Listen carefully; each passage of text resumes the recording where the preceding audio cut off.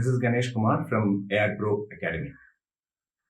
You have been listening to various episodes from different people from AR Pro Academy, and we have now started getting feedbacks and requests about various topics. And we are glad that you are all enjoying and you are looking forward to our videos. A recent request from some of the people are regarding some of the terms we have been using in our videos, like competitive advantage, value proposition. There are several, but let me stick to these two things: competitive advantage and value proposition. What is competitive advantage? It is nothing but your knowledge. Your knowledge, with your knowledge, you have a competitive advantage over your competition. A competitive advantage, it can also be your kindness or your empathy towards the customers. Imagine a customer approaching you with a concern. It may be for sales or it may be a service. If your approach is with kindness, you are sure to win. Same way, empathy, if you are able to imagine yourself in the customer's shoes, you are empathizing with him. And when you empathize with him, it becomes all the more easy to provide a solution and solve the problem. So that is competitive advantage. The other one is value proposition. By giving a value proposition, you are able to make the competition irrelevant. How do we do that? So to make it very clear, let me narrate an incident which happened when I was working in Bangalore with one of the Toyota dealerships. Toyota is very famous for various their Kaizen, Lean, all these terminologies. So you will also come across all these things during this particular narration. So when the new airport at Devanahalli started, commuting from the city was a concern for the airport authorities. So that is the time the first airport taxis or airport cabs, the Meru, the branded Meru, came into existence. And when the passenger traffic increased, they found it difficult to get cabs, that is from airport to the city and city to the airport. Of course, the buses were there, but buses were going on a particular fixed routes. But when they wanted to go specifically to their home, they found it difficult. So they announced further requirement, and then we were lucky to be included in their requirement. So after the initial quotation and all those things, if I remember correct, two brands were shortlisted, and they called us for discussion. They gave us a date. That is, we had proposed the Toyota Etios, and another brand also was there. And when we started analyzing our proposal, we found that our price was much higher than the competition. So how do we stand out from this? So there has to be some kind of a value proposition in this particular case. So how do we get some insight to make a value proposition? Toyota, the Toyota way, the Kaizen, all those things, they are rich. They provide you with rich pearls of practical wisdom. One of them is Genji Genbutsu. Repeat, Genji Genbutsu. It's a Japanese word which means go and see. Most of the time, what we do is we just pick up the phone and collect information, and there will always be a gap in the communication. So what we do, we go and visit, go and see. That's what Genji Genbutsu says.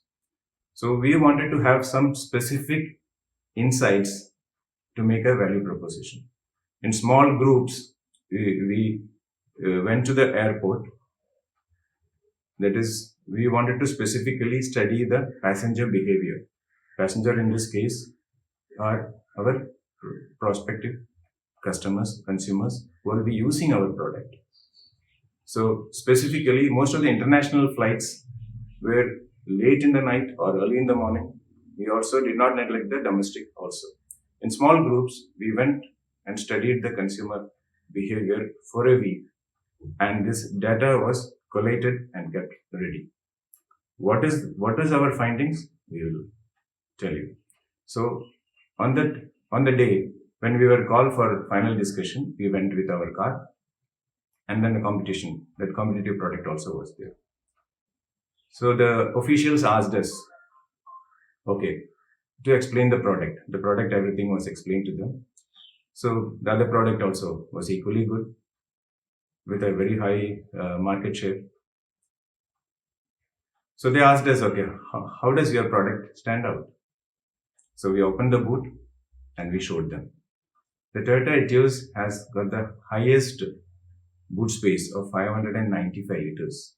So just telling them will not be enough. So what we did, we took large suitcases and then put it in the boot.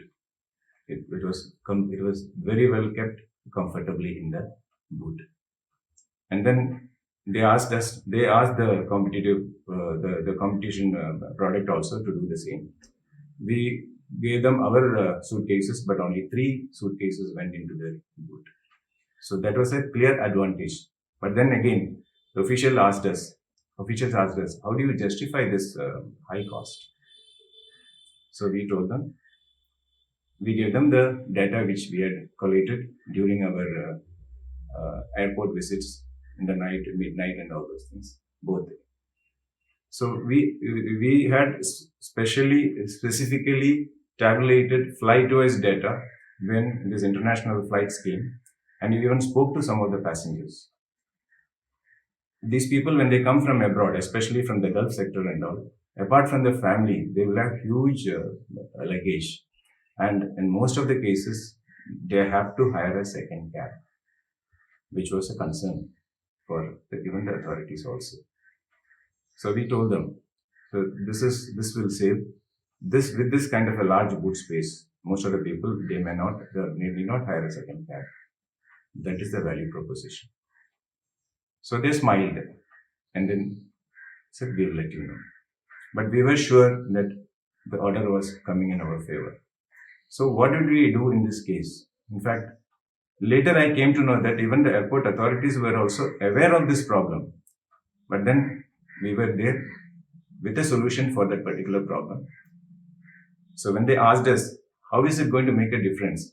We said, sir, the passengers are your customers and our customers. So we are going to make a difference for them. All they have to do is, and in most of the cases, they don't have to hire a second cab. So that's how it is going to solve the issue.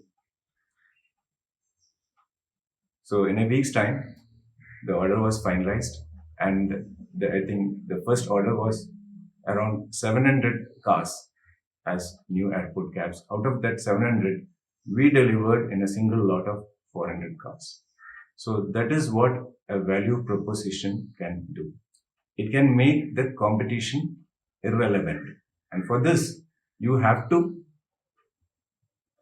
make some efforts to create a value proposition. In this case, what we did, that is, we were struggling to, or it was a challenge for us to get a value proposition. How do we compete in price wise or even popularity wise? We were actually far behind the other competitive product.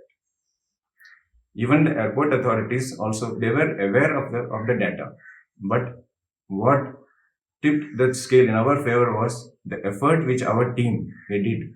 That is in the late hours in the night, going to the airport and then studying the passenger behavior and then collating this data and submitting it to them. So that's what, even when we provided this in a printout in an A4 sheet, when their senior official, when they smiled, we knew that they already had this data with them. So in this case, the airport authorities also knew, they also had the data about the passengers, especially from international flights arriving. Many of them have to hire a second cab. And then it was actually the effort which our team did to find that insight and then provide this data to them. and then show them with the large suitcases. It can go, so that most of the passengers arriving from international flights, they need not uh, hire a second cab, which was actually what they were looking at.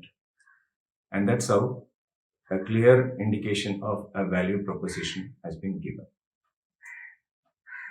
I hope all of you are clear about this value proposition. And if you have any such terminology or anything you need further clarification, do write to us. Our email is provided at the bottom. Do get in touch with us, and then please subscribe and share our channel if you like what has been narrated here. Thank you very much.